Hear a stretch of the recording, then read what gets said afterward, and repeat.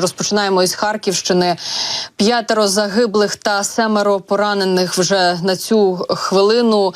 Росіяни завдали ракетного удару по Холодногорівському району міста. На місці здійнялася пожежа. Нині там все ще працюють рятувальники. Під завалами, за попередньою інформацією, може знаходитися до 10 осіб. Про це повідомив заступник начальника Головного управління Нацполіції в області, начальник слідчого управління Сергій Болвінов. Пожежа охопила понад 1000 квадратних метрів, звичайна типографія, цех із виробництва меблів і лакофарбової продукції.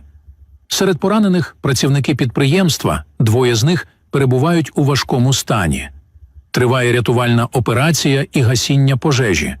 Пізніше у Нацполіції уточнили, що зайнялося не 1000, а 2000 квадратних метрів. Ну, а як я вже сказала, що причиною цьому став прицільний удар російської ракети по 8-поверховому будинку.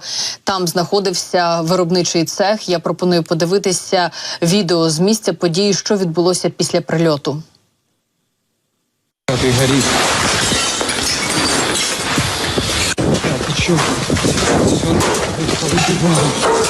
Наша курилка.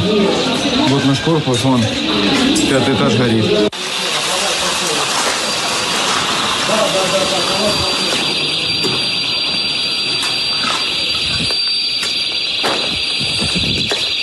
Все, повыбиваем. Все, сколько.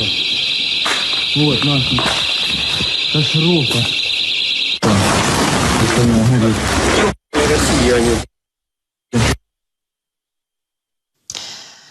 Ну і прилетіло сьогодні також і на Росії. Це вже, знаєте, така традиційна історія. Цієї ночі, до прикладу, безпілотники атакували російське місто Енгельс.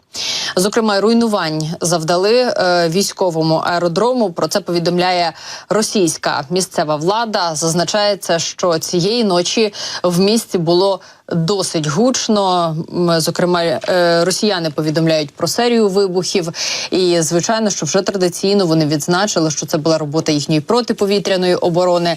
Окупанти додали, що їхнє ППО збило 3 безпілотники. Внаслідок уламків, падіння уламків цих безпілотників, нібито загинуло 3 росіянина.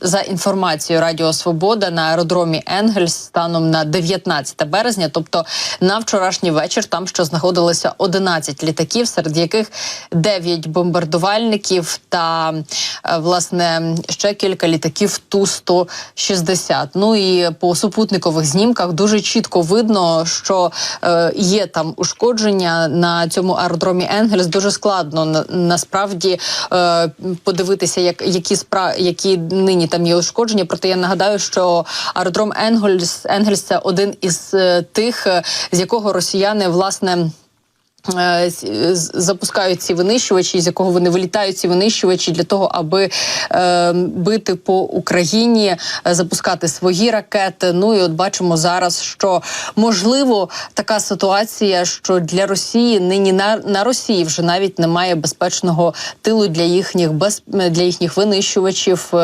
І ну от бачимо, що прилітає. Безпілотники наші, якщо раніше вони зачіпали об'єкти критичної інфраструктури, російські нафтопереробні заводи, нині б'ють вже і по військових об'єктах. І приємно тут те, що все росіяни не зможуть захистити. І от знаєте, попри те, що там Соловйов говорив, що російським нафтопереробним заводам він радив приватним підприємствам ставити там особисті ППО, якимось чином захищати свої підприємства самостійно, шукати ці шляхи або ж передати їх державі.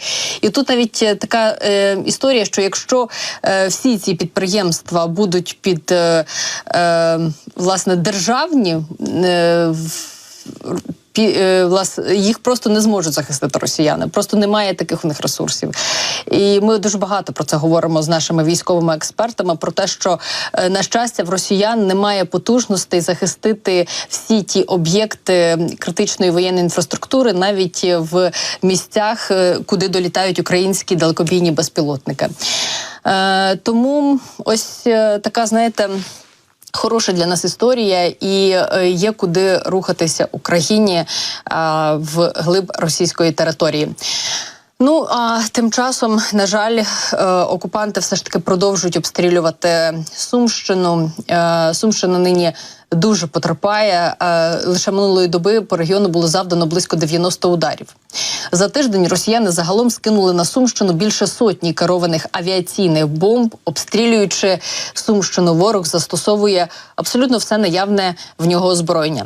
Людей нині евакуюють із прикордонних регіонів. Попри це, евакуація здійснюється дуже складно, бо ж ми вже знаємо, що ворог підриває мости, дороги, безперебійно гатить по цивільних. І є також інформація, зокрема, от вчора включалася кореспондентка «Суспільна Суми» до нашого ефіру, і вона говорила про те, що є населені пункти, де нині вже немає зв'язку із людьми, тобто доля цих людей наразі залишається невідомою, на жаль. І багато дуже зараз прикордонних населених пунктів все ж таки евакуюють, і людей вдається вивезти із цих прикордонних регіонів Сумщини, проте росіяни дійсно зараз дуже потужно обстрілюють саме ось Сумщину. Ну, от про це поговоримо з нашим військовим експертом цієї інформаційної години. Дуже цікаво, чому взялися саме за ось північний напрямок, тому що таких обстрілів не було із 22-го року, з тих пір, коли Сумщина, власне, була під окупацією російських військ. От ті регіони, які були під окупацією, з тих пір таких обстрілів Сумщина не знала, от таких потужних.